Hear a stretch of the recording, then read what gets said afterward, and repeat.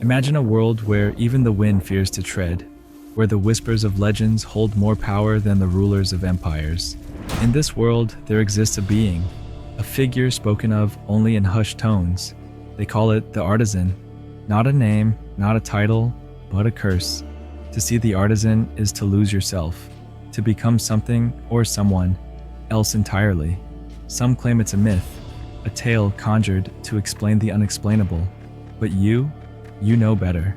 You've walked roads lined with statues whose expressions told stories of agony, ecstasy, and despair. You've heard the stories of towns erased overnight, leaving behind nothing but hollow echoes and sculptures too lifelike to be coincidence. And now, standing at the entrance of the artisan's fabled domain, you wonder if the tales understated the horror of what's to come. The entrance looms before you, a gaping maw carved into the roots of an ancient, petrified tree. The forest around you is dead, not dying, not withered, dead. The air itself feels wrong, thick with the taste of iron and the weight of unseen eyes. You've come this far, led by clues left in blood and whispers carried on desperate breaths. The artisan's gallery lies beyond, and within it, you hope to find the answers you've sought for years. What could drive you to seek such a being, you wonder? Revenge? Perhaps you've lost someone dear to you, their essence stolen away into the void of stone and shadow. Curiosity? Maybe the legends, terrifying as they are, have ignited a spark within you, a need to see what no one else dares to comprehend. Or is it something darker, a need to understand your own mortality, to test whether the soul can be truly eternal, or if it must bow to the cold hands of time and creation? Whatever the reason, it is powerful enough to drag you to this forsaken place, to risk everything for the faintest glimpse of forbidden truth. You step forward, the crunch of brittle leaves beneath your boots echoing louder than it should. The cavern swallows the sound, and as you enter, the world seems to tilt, the air growing colder, heavier. The lantern in your hand flickers, casting long, trembling shadows on the walls. But the shadows, they don't match your movements. They twist and writhe, depicting shapes and figures that seem to watch, to judge. The first hall is lined with statues, each more unsettling than the last. At first glance, they appear mundane. A farmer clutching a scythe, a merchant with a satchel, a child holding a wooden toy. But the longer you look, the more you notice the details. The farmer's scythe drips with what could only be blood. The merchant's satchel bulges unnaturally, as if containing something alive. The child's toy? It's not wood, but bone, and their eyes are wide with terror. You can't help but stop and stare, the lantern trembling in your grip. The longer you look, the more alive they seem. The intricacy of their forms is almost too much to comprehend. Every crease, every vein, every strand of hair is etched with a precision that seems impossible. Are they breathing? The faintest hint of movement in the corner of your vision sends a chill racing down your spine. A flicker, a shudder, or was it a trick of the light? You try to tell yourself it's your imagination, a symptom of the oppressive atmosphere and your fraying nerves, but you can't shake the feeling that the statues are aware. Your gaze lingers on the child holding the bone-carved toy. Their face seems to shift ever so slightly, an almost imperceptible tightening of the lips, a flicker in their glassy eyes. You take a step closer, unable to stop yourself, drawn in by some terrible compulsion. As your shadow falls over the figure, the air grows colder. You feel it now, a presence, faint but unmistakable, emanating from the statues. It's as if the room itself is alive, watching, waiting, and you are the intruder. And then, at the very edge of your vision, you see it, a hand twitching. You freeze, your breath catching in your throat, and slowly turn your head. Nothing. The statues stand as they were, silent and still, but the sensation of being watched intensifies. The lantern's flame quivers in your grip, its light casting dancing shadows that seem to mock your fear. You're not alone. You're certain of it now. Somewhere in this hall of frozen faces, something is moving, and it's closer than you think. A cold breeze snakes through the hall, extinguishing the lantern for a moment. In the brief darkness, you feel something pass by you. Not a gust, not a presence, but a gaze. When the flame sputters back to life, The statues seem closer, their expressions sharper. You don't dare touch them. You don't dare linger. As you press deeper, the path narrows into a corridor where the walls are carved with intricate patterns. At first, they seem like mere decorations, but as your eyes adjust, you realize they're not patterns but faces, thousands of them screaming in silence, their mouths open in eternal agony. They're not carved from stone, they're carved into it. The whispers begin as faint murmurs, just on the edge of hearing, but they grow louder the further you walk. They're calling your name now, their voices layered and overlapping. You press your hands to your ears, but it's no use. The voices are in your head. They're telling you to turn back, to flee before it's too late. But there's another voice beneath them, deeper, smoother, beckoning you forward. It's the voice of the artisan. You're sure of it. The corridor opens into a massive chamber, the air heavy with a mix of incense and decay. This is the gallery, the artisan's masterpiece. The sculptures here are unlike anything you've ever seen. Each one is a marvel, impossibly detailed, capturing moments of raw emotion with unnerving precision. A knight, frozen mid-charge, their face twisted in both rage and despair. A queen, her crown shattered, tears streaming down her cheeks as she clutches a broken scepter. A child, reaching out toward an unseen figure, their expression one of heartbreak and longing. And then you see it, a statue of someone you knew, someone you loved. Their expression is one you've never seen before, a mix of fear and acceptance.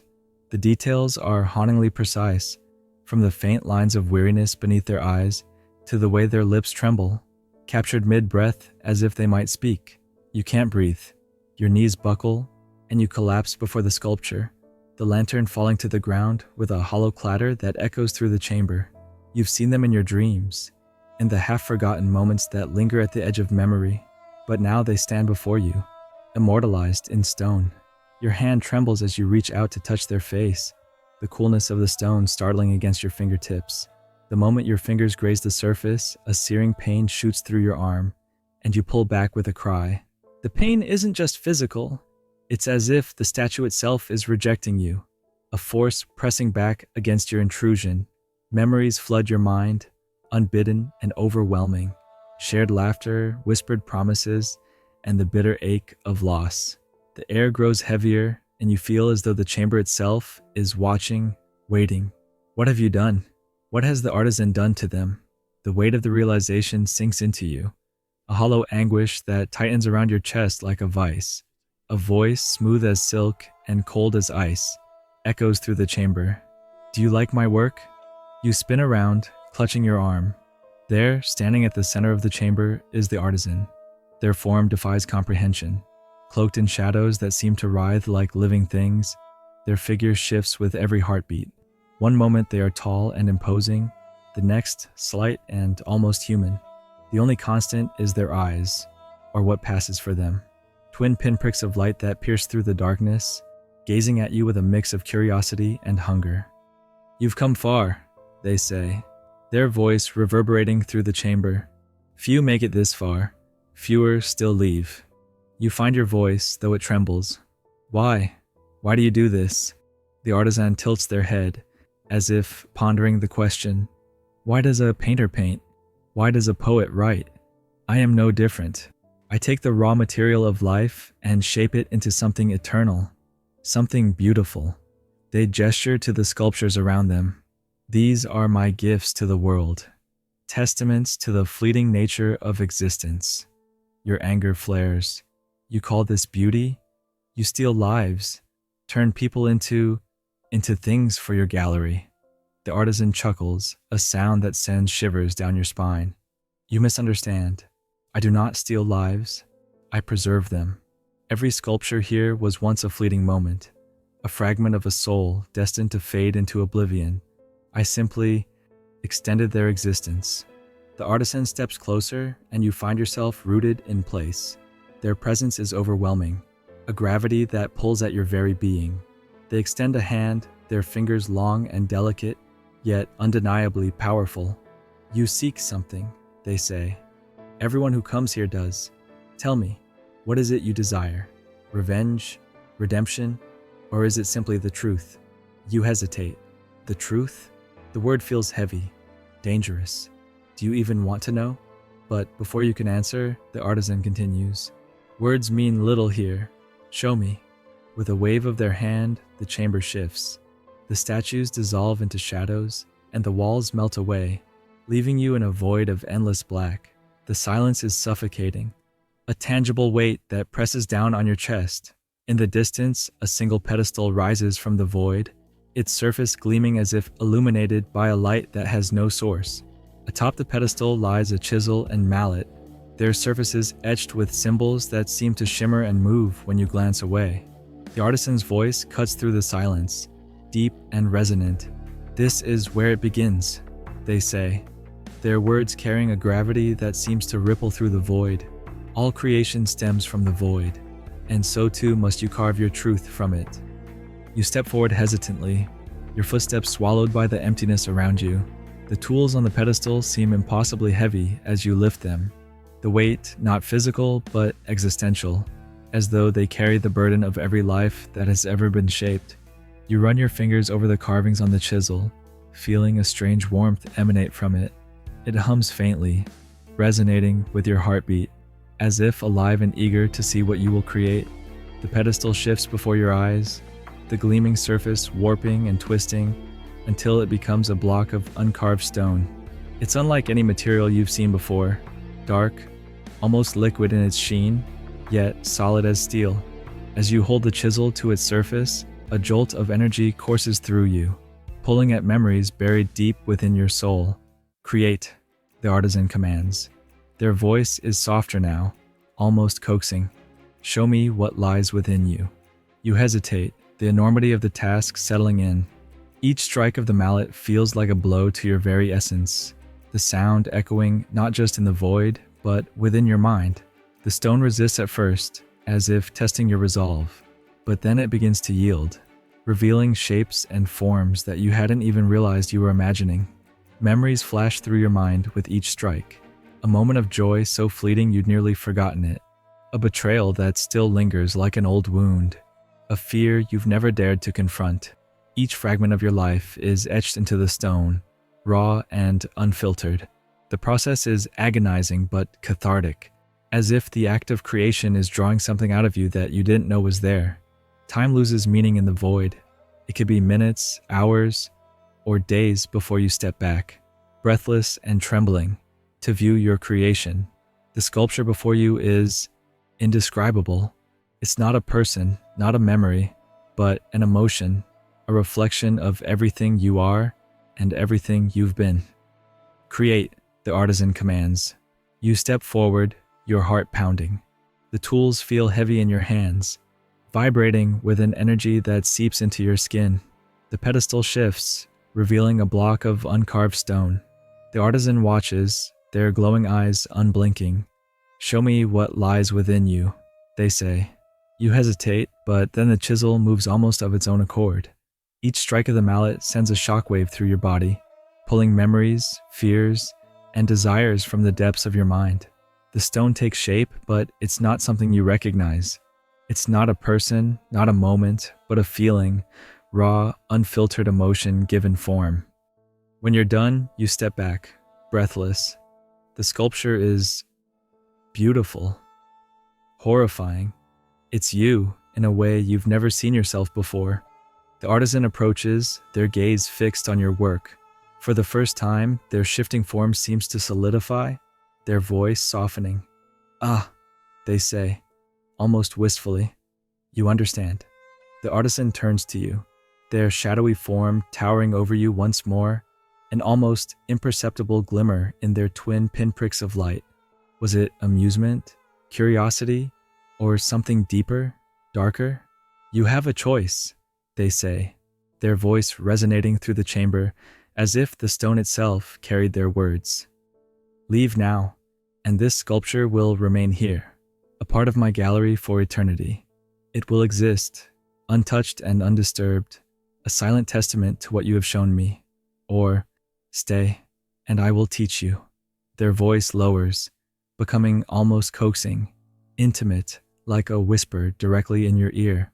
I will show you how to shape the souls of others, to create beauty from despair, to craft eternity from mortality itself. You will understand truths that mortals have only glimpsed in their dreams, and you will wield the tools of gods. Their form shifts slightly, the shadows curling around them as they lean closer. But there's a cost, they add, their tone softening to something that feels almost tender. To stay is to give a part of yourself. Each masterpiece you create will carry a fragment of your soul, a piece of your essence bound to your work forever. Do you have the strength to bear that burden? The weight of their words crushes you, like an invisible chain coiled around your chest, tightening with every passing moment. To leave is to abandon everything you've seen, everything you've created. It would mean walking away from a truth so profound, it has reshaped the way you view existence itself. But to stay, the thought claws at the edges of your mind, filling you with both dread and a sick, undeniable curiosity. To become an apprentice to this being, to offer yourself as both student and subject, is to step beyond the bounds of mortality into something unknowable, perhaps unrecognizable. You glance at the sculpture you created, a fragment of your essence laid bare, and feel a strange pull, as if it's tethered to you, a reminder of what you have already given. Could you bear to give more? Could you bear not to? And then there is the artisan, waiting, their shadowed form both imposing and alluring, like a storm on the horizon that you're drawn to despite knowing it might destroy you. What might you become under their guidance? What might you lose? You look at the sculpture, then at the artisan. The choice is yours. If you stay, the artisan leads you deeper into their domain. The shadows grow denser, the air colder, until you reach a chamber bathed in a strange, flickering light. At its center is an anvil, surrounded by tools both familiar and alien. Here the artisan begins your instruction. They teach you not with words but with gestures and demonstrations, their movements fluid and precise. Your first task is simple, to shape a fragment of your own soul. The artisan explains that to craft eternity, you must first understand your own essence. They place a mirror before you, one that reflects not your appearance but your innermost self. What you see shocks you. The mirror shows your fears, your regrets, your hidden desires. It's a tapestry of who you are, raw and unfiltered. But the mirror does more than show. It pulls, drawing these emotions to the surface as if peeling layers off your soul. Each reflection shifts, morphing into images you'd long buried, a betrayal you never forgave, a moment of cowardice you pretend never happened, and the warmth of love you are too afraid to pursue. It's not just a reflection, it's a confrontation. The artisan's voice breaks through the storm of your thoughts. What do you see? They ask, though they seem to already know. You try to answer, but the words stick in your throat. Instead, you reach out to touch the mirror. The surface ripples like water, and as your fingers press against it, you feel a sharp pull, as if the mirror is trying to consume you. Enough, the artisan commands, and the mirror's grip releases. You stagger back, breathless and shaken. They hand you a chisel and gesture toward a block of stone. Now, shape what you've seen. Give it form. Only then will you begin to understand. The artisan hands you a chisel. Shape it, they say. You begin to carve. Each strike of the chisel, a painful yet cathartic process. Memories surface as you work. The laughter of a loved one, the sting of betrayal, the quiet moments of joy and sorrow. When you're done, you hold a small sculpture in your hands. It's imperfect, but it's yours. The artisan examines your work and nods. Good, but this is only the beginning. Over time, you learn to shape not just your own soul, but the essence of others. The artisan teaches you how to extract fragments of emotion, how to weave them into forms that capture the essence of a moment. You create statues that breathe with life, that tell stories with their very presence. But the work takes a toll. Each sculpture you create takes a piece of you. The more you shape, the more you lose. You begin to understand the true cost of the artisan's craft. To create eternity, you must sacrifice your mortality. One day, the artisan presents you with a final challenge. They lead you to a chamber you've never seen before, one filled with statues that are incomplete, their forms half-finished and their features indistinct. These are the ones I could not complete, the artisan says. Their essence eluded me, their stories unfinished. Your task is to finish one of them. You choose a statue at random, its form barely discernible.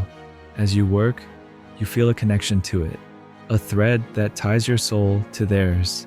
Memories flood your mind, but they're not your own. You see flashes of a life lived long ago, of love and loss, of triumph and tragedy. The emotions are overwhelming, but you press on, shaping the stone with precision and care. When you're done, the statue stands complete. It's a masterpiece, a work that captures the essence of a soul in its entirety. The artisan looks at it, then at you, their eyes gleaming with something akin to pride. "You have done well," they say. "You are ready." But ready for what, you wonder? The artisan steps aside, revealing a door you've never seen before. Beyond it lies a path shrouded in mist. The artisan gestures for you to enter. "This is your journey now," they say. "Go and shape the world as you see fit." You step through the door, leaving the artisan behind. As you walk, the mist begins to clear, revealing a world filled with possibilities. You hold the tools of creation in your hands, the power to shape souls and craft eternity. The choice is yours.